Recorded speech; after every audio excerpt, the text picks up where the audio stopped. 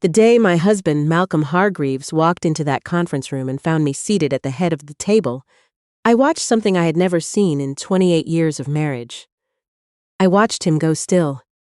Not the stillness of a composed man entering a room. The stillness of a man who suddenly does not recognize the landscape he's standing in. The partners from Silverstone Capital were already seated. So were my two senior coordinators. The contract on the table, the one Malcolm's firm had been pursuing for the better part of 2 years, had my company's letterhead across the top, and the woman they were waiting to hear from was me. I want to tell you that moment felt like triumph. Honestly, what it felt like was sadness, the quiet, bone-deep kind that arrives only after you've finally stopped waiting for someone to see you. If you've ever been invisible to the people who should have seen you most clearly, I'd like you to tell me in the comments below. I read every single one. Especially late at night, when Calgary goes quiet and I find myself sitting with a cup of tea and too many memories. Tell me where you're watching from, and what time it is there right now. And if stories like this find a place in your heart, please subscribe. There are so many more of us than anyone admits. 28 years earlier, Malcolm was a junior partner at a mid-sized law firm in downtown Calgary, and I was a woman who believed, sincerely and completely, that our lives were being built together. We had a small apartment near the Bow River. We ate dinner on mismatched plates. Malcolm would come home late, smelling of coffee and photocopier ink, and I would have his supper warm on the stove because in those days, I still believed that kind of love was the most important work there was. Malcolm was magnetic, the kind of man who could walk into any room and immediately become its center. Tall, quick with a laugh, a voice that carried without effort. People liked him almost before they'd finished shaking his hand. I fell in love with that quality, and I won't pretend otherwise. But what I didn't understand then, what took me decades to see, was that magnetism without substance is just performance, and every performance needs someone off stage, quietly making sure nothing goes wrong. That was me. When Malcolm decided to open his own firm, Hargreaves Associates, we had almost nothing in savings. He had a rented office, 2 second-hand desks, and what he called vision. What he also had, though he never quite said so, was me. I spent those first years learning everything I'd never been formally trained for. I taught myself double-entry bookkeeping. I set up the billing system. I reviewed retainer agreements. I sat at our kitchen table until 2 a.m, cross-referencing invoices with trust accounts. Because Malcolm had made an error that could have triggered a law society audit. He never knew I caught it. I straightened it out quietly and said nothing, because that's what I believed partnership meant. By the time our son Spencer Hargreaves was in secondary school, Hargreaves and Associates had 12 lawyers and a floor of a glass tower on 8th Avenue. Malcolm's name was on the building directory in raised brass letters. At the Law Society dinners, people shook his hand and asked about his success, and Malcolm would glance over at me with a smile that managed to be both fond and dismissive at once. "This is my wife, Lucinda," he'd say. "She keeps the home running beautifully." The home. Not the firm, not the accounts, not the 20 hours a week. I spent reviewing partner billing reports and catching discrepancies before clients noticed. I stopped mentioning it after a while. You adjust. That's what you do. Slowly, quietly, you learn to take up less space. Our daughter Iris Hargreaves noticed things, even when she was young. She'd find me at the kitchen table, late at night with spreadsheets open and a cold cup of tea at my elbow, and she'd just sit beside me without saying anything. That was her gift. The willingness to be present with someone who was struggling without needing to fix it immediately. Spencer was different. Spencer adored his father from the time he could walk. He watched Malcolm's confidence like it was something he could catch if he stood close enough, and over the years, he did catch it. By the time Spencer finished law school and joined his father's firm, he had Malcolm's laugh, Malcolm's timing, Malcolm's particular habit of speaking over other people, in a way that somehow managed to sound charming. I want to be fair about this. Spencer wasn't cruel. He was, in the way of certain men raised in the shadow of impressive fathers, simply unaware that there was anything worth noticing outside that shadow. The night everything changed started as an ordinary Thursday, in October. Malcolm had invited 2 prospective clients to dinner, a developer named Brent and his wife. along with a senior partner from another firm that Malcolm was hoping to impress. I had spent the better part of 2 days preparing. I braised short ribs. I made a mushroom tart from scratch. I set the table with the good linen and found candles that actually matched. At some point during dinner, Brent mentioned that his company was struggling with cash flow timing on a large development project. Without thinking, because after decades of absorbing this kind of information, I'd simply stopped realizing I'd absorbed it, I said. That's a common issue with phased construction. You can usually resolve it by restructuring your draw schedule against milestone completions rather than calendar dates. There was a pause. Brent looked at me. That's actually exactly the problem we've been trying to solve. Before I could say anything further, Malcolm laughed. Not a small laugh, a warm, social laugh that filled the room. Lucinda and her spreadsheets, he said, shaking his head with theatrical affection. She's been picking up dinner table conversation for 28 years. Dangerous hobby. Everyone chuckled. The conversation moved on. Later that night, after the guests left and the dishes were done, and I was wringing out the dishcloth at the sink, Malcolm came in and loosened his tie. Good dinner, he said. I turned to face him. Why do you do that? He frowned. Do what? Make me sound like a novelty. Malcolm let out a slow breath that managed to carry both fatigue and exasperation. Lucinda, don't! I'm serious. Brent had a real problem. I had a real answer. You had a general observation. There's a difference. He opened the fridge. You're too sensitive about this. Too sensitive. I have since learned that those 2 words have ended more conversations and more women's ambitions than any argument ever could. They don't refute what you've said. They simply reframe your feelings as the actual problem. Malcolm took his water upstairs. I stood alone in the kitchen for a long time.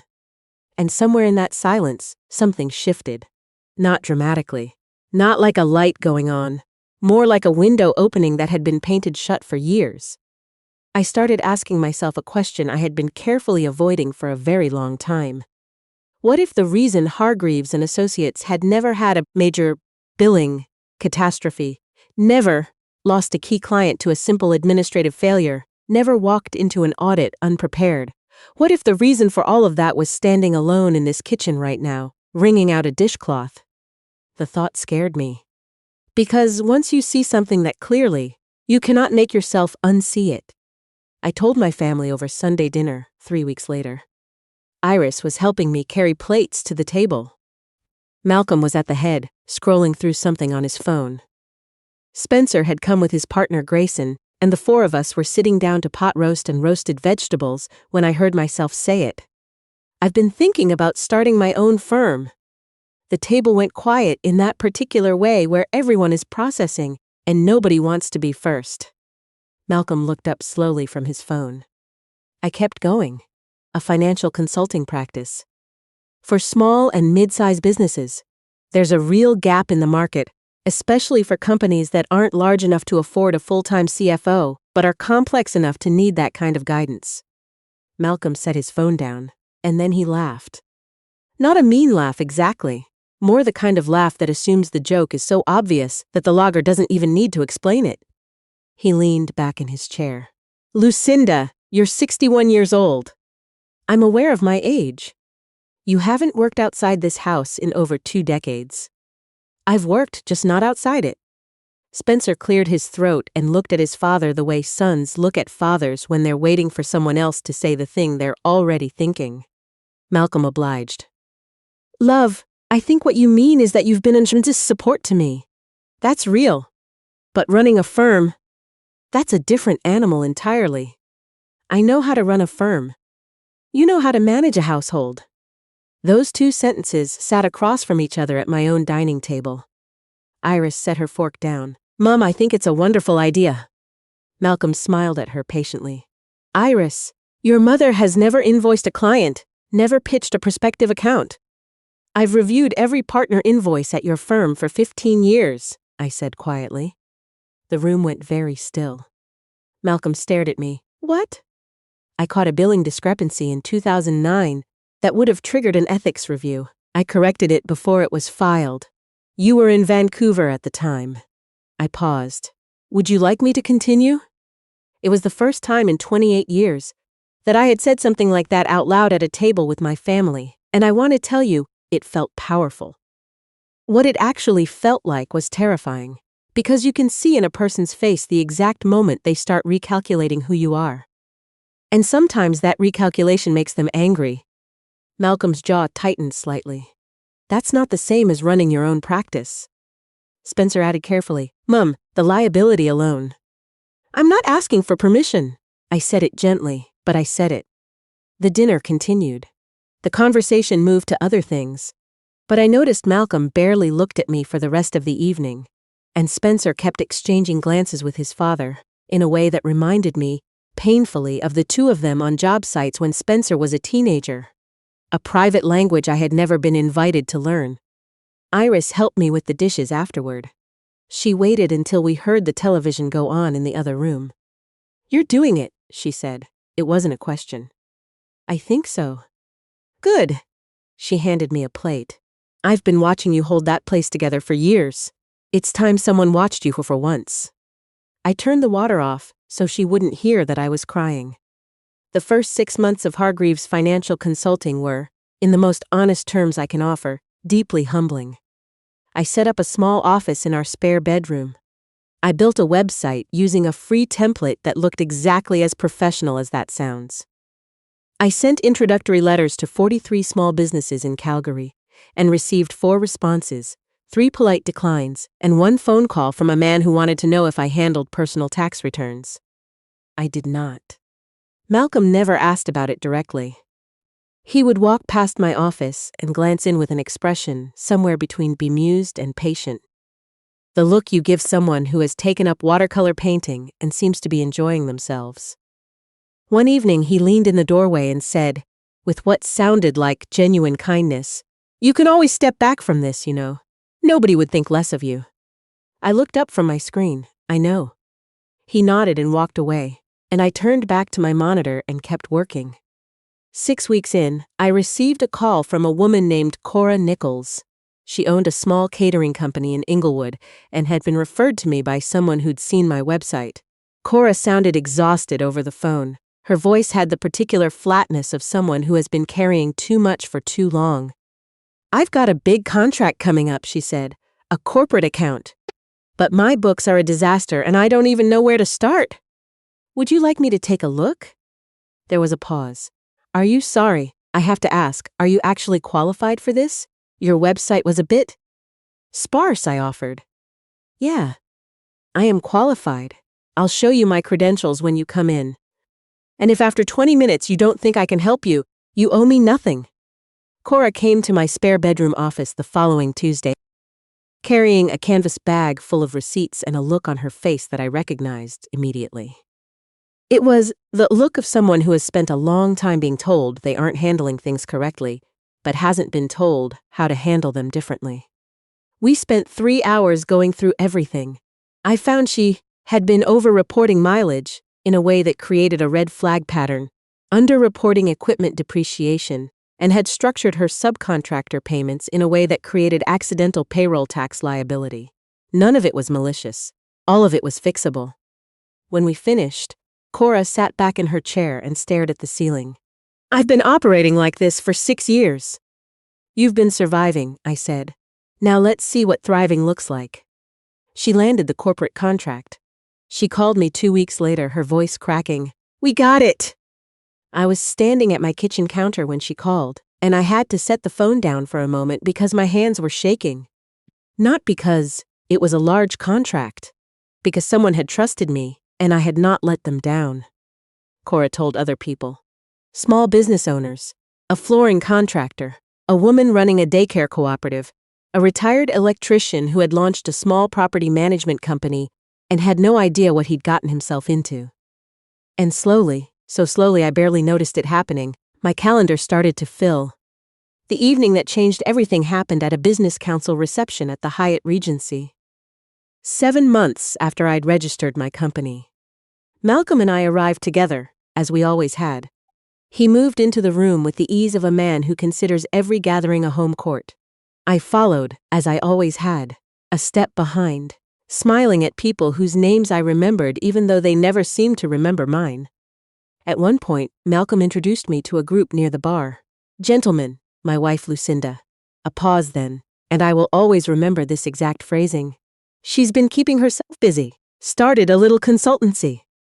One of the men smiled politely. Another nodded without interest. And then a woman at the edge of the group said, clearly and without preamble, "Lucinda Hargreaves, I've been hoping to meet you." I turned. Her name was Rowena Blackwood. She was a senior partner at a Vancouver-based restructuring firm with a Calgary office, and she had a way of occupying a room that had nothing to do with volume. She simply stood where she stood, and people oriented toward her. "Cora Nichols mentioned you at a chamber luncheon last month," Rowena said. "And then I heard your name again at a construction roundtable." She tilted her head slightly. "The same name twice in two different rooms is worth paying attention to." Malcolm made a sound that was halfway between a laugh and a cough. "Well, she's only just getting started. Still finding her footing." Rowena didn't look at him. She kept her eyes on me. "I'd like to have coffee sometime. Would you be open to that?" "Yes," I said, "I would." She handed me her card, and when I looked down at it, there was a small note written in the margin, in ink so fine it might have been a mistake if the words hadn't been so deliberate. "You've been in these rooms for years. It's time to be seen in them." I held that card in my coat pocket for the rest of the evening. Malcolm drove us home in silence. When we reached the house, he said, without looking at me, "Rowena Blackwood has a reputation for picking up distressed assets." I unbuckled my seatbelt. "I'm not a distressed asset." He didn't answer. It was 3 months later, on a rainy November afternoon, that I found the documents. I had been searching through our filing cabinet for an old insurance certificate. Malcolm had always handled the personal filing, which meant I'd rarely had reason to go through the lower drawers. I worked my way down. I found it in a folder labeled simply Financial, 2017. And behind it, I found a loan agreement I had no memory of signing. I read it twice, then 3 times. It was a refinancing instrument tied to the firm's building lease, a substantial amount, secured in part by personal guarantors. My name was listed. My signature was on the document. Only I didn't remember signing it. I sat on the cold tile of the hallway floor with that folder in my lap for a very long time. I'm 62 years old. I know my own handwriting, and the signature on that page had my name, Lucinda Hargreaves, but the loop in the capital L was too round, and the final S trailed upward rather than flattening the way mine does. I found 2 more documents, different years, same issue. I carried the folder to the kitchen table. I spread everything out. I found birthday cards, our old mortgage application, my handwriting from a dozen different periods of my life, and I compared. The differences were small, but they were there. When Malcolm came home that evening, I was still at the table. He stopped when he saw the papers. Something moved behind his eyes. Just briefly, just a flicker, before his expression settled into the particular kind of calm that costs something to maintain. "What are you doing?" "Looking at these loan documents from 2017 and 2019. My name is on them as a guarantor. You co-signed things over the years." He moved toward the refrigerator. "You know that." "I don't remember these ones." "Lucinda, did you sign my name?" The refrigerator door stayed open between us. "The firm was in a tight position," he said finally. "Both times. I needed quick restructuring. You were busy. I knew you would have agreed." "That's not the same as agreeing." "It was a procedural matter." His voice had gone careful, deliberate. "Nothing bad came of it. The loans were repaid." "You used my identity to secure financing without my knowledge." I said it quietly. Not as an accusation. As a fact that needed to be said out loud, in my own kitchen, to the man who had built a life alongside mine while quietly assuming I would never look too closely at anything. Malcolm shut the refrigerator. "You're making something out of nothing." "I'm making something out of my own signature." He walked upstairs, and I sat at that table until well past midnight, making photocopies of every document I thought I might one day need. Iris came by the next morning. She took one look at my face and put the kettle on without saying a word. When I showed her the documents, she was quiet for a long time. Then she looked at me with an expression I hadn't seen on her face since she was a teenager. That particular grief of realizing someone you love is less than you believe them to be. "Mum," she said softly, "you need your own solicitor." "I'm a lawyer's wife." "That's not what I mean." 4 months later, my firm was shortlisted for the most significant contract I had ever pursued. Because it distracted them. Silverstone Capital was a Calgary-based property investment group that had recently acquired several commercial properties across Alberta and needed comprehensive financial coordination across their entire portfolio. The work was complex, high stakes, and would have placed Hargreaves Financial Consulting into an entirely different tier of the market. I worked on the proposal for nearly a month. I brought Rowena in as an advisor. I stayed late. I came in early. My team, by then 3 full-time coordinators and a junior analyst named Preet, worked alongside me with a focus that still makes me proud when I think about it. 2 weeks before the final presentation, I received a call from the Silverstone procurement lead. His voice was carefully neutral.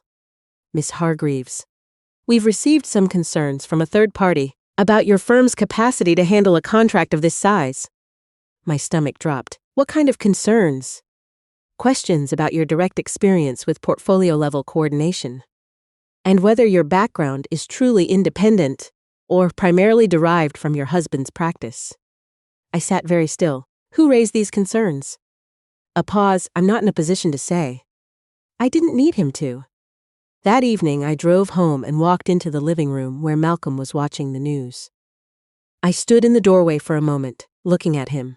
The man I had loved. The man I had propped up for 28 years. The man who, even now, with everything laid bare between us, had reached out to damage what I was building, because he could not tolerate the thought of me building it independent. "You called Silverstone," I said. He didn't deny it. He let several seconds pass, then muted the television. "I was trying to protect them from a mistake." "You were trying to protect yourself from losing to me." He didn't answer. "Malcolm." My voice was very quiet. "I found 3 more documents last week. My solicitor has reviewed all of them." Something shifted in the room. The air changed weight. "I haven't decided what to do yet," I said. "But I want you to understand something. I spent 28 years making your success possible. I did it gladly because I believed in what we were building. But what we were building turned out to be yours. And now I am building something of my own. And I am asking you, for the last time I will ever ask you, to stop standing in my way." Malcolm sat in his chair for a long time without speaking.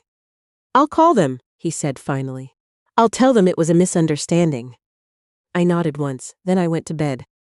The Silverstone presentation was held on a Tuesday in February, in a boardroom on the 23rd floor of a tower, overlooking the frozen Bow River.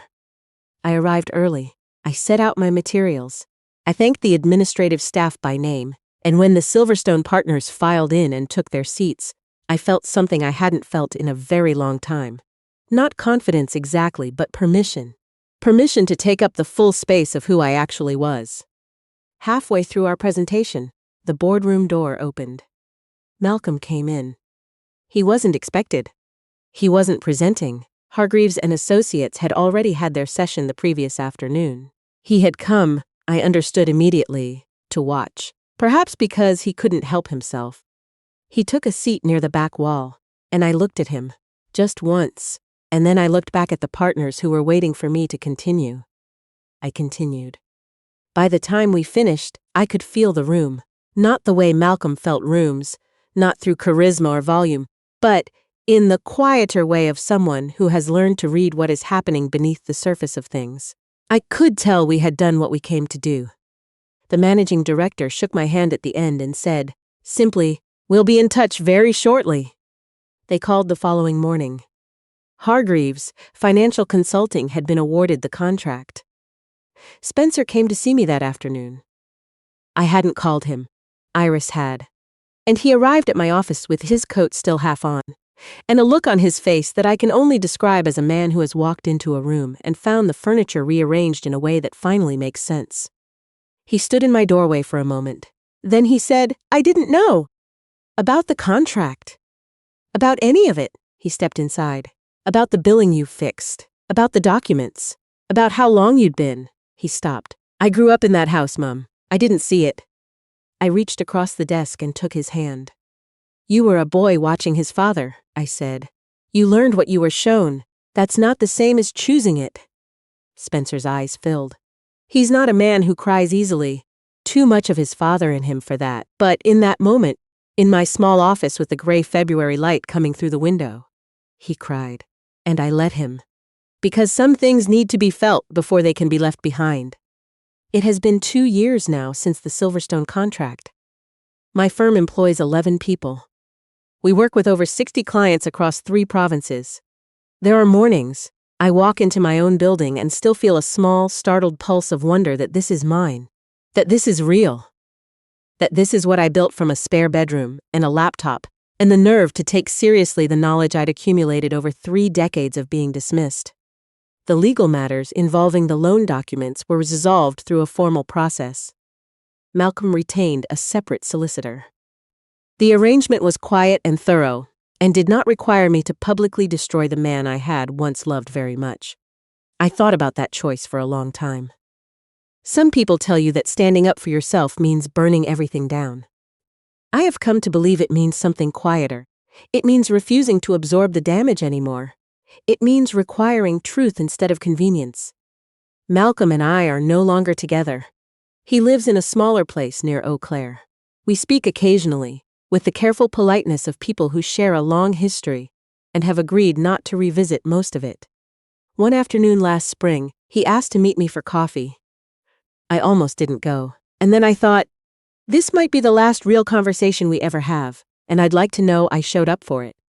He was already there when I arrived, sitting at a corner table with his coat still on, looking older than I expected. Not in years, in some other way. The way a person looks when they've stopped performing. We talked for an hour. Carefully at first, then, with more honesty than we'd managed in years. Toward the end, he stirred his coffee and said, without looking up, I was threatened by you. I think I was threatened by you from the beginning, and I never admitted it, because admitting it would have meant admitting that you were something I didn't fully see. I sat with that. I needed you, he said, far more than I ever said. Outside, sleet was coming down on Center Street in the particular gray way it does in Calgary in early spring. I thought about the woman who used to sit at a kitchen table at midnight, correcting other people's mistakes in silence. I thought about Cora Nichols and her canvas bag full of receipts. I thought about Iris standing at my kitchen sink, telling me it was time for someone to watch me for once. I know, I said to Malcolm, and I meant it as kindly as I could. He nodded, looked out the window for a long moment, then quietly said, I'm proud of what you've built. 5 years ago, those words would have meant everything to me. Now they were just words, true ones, offered too late, by a man who had finally learned to mean them. I thanked him. I meant that too. I started a mentorship program 6 months ago. We work specifically with women over 50. We work specifically with women over 50 who have been doing the invisible work of businesses they don't own. Bookkeepers, office managers, spousal partners who have been running operations while someone else held the title. Women who were told they were helping when they were actually building. Women who were introduced as wives when they should have been introduced as experts. We have 23 women in the first cohort. Several of them remind me of who I was 7 years ago. Capable, exhausted, quietly furious at the distance between what they did and what they were given credit for. I tell them what Rowena showed me, in her way. You have been doing executive-level work for years. You simply haven't been given an executive-level title. That is not the same as not being ready. That is someone else's failure to see clearly. Do not make it yours. There's a woman in the program named Blythe. She's 64, has spent 30 years as the invisible financial backbone of her husband's medical supply company, and arrived at our first session with the particular hesitation of someone who has been interrupted before finishing a sentence so many times that she's begun cutting herself off out of habit. She launched her own practice 8 weeks ago. Last Thursday, she sent me a message with a single line. First client meeting tomorrow. I'm terrified. I wrote back, good. That means you understand the stakes. Go in anyway. She went in. I don't know yet how it turned out. But I know this. She went in. And sometimes the going in is the whole story. The rest is just what happens after you finally decide you're worth showing up for. If this story moved something in you, I would love to hear from you in the comments. Have you spent years making yourself smaller for someone else's comfort? Have you ever been underestimated by the very people who should have known you best? Tell me where you're watching from tonight and what time it is where you are. And if you haven't subscribed to Silent Tear Stories yet, I hope you will. These stories matter, and so do you.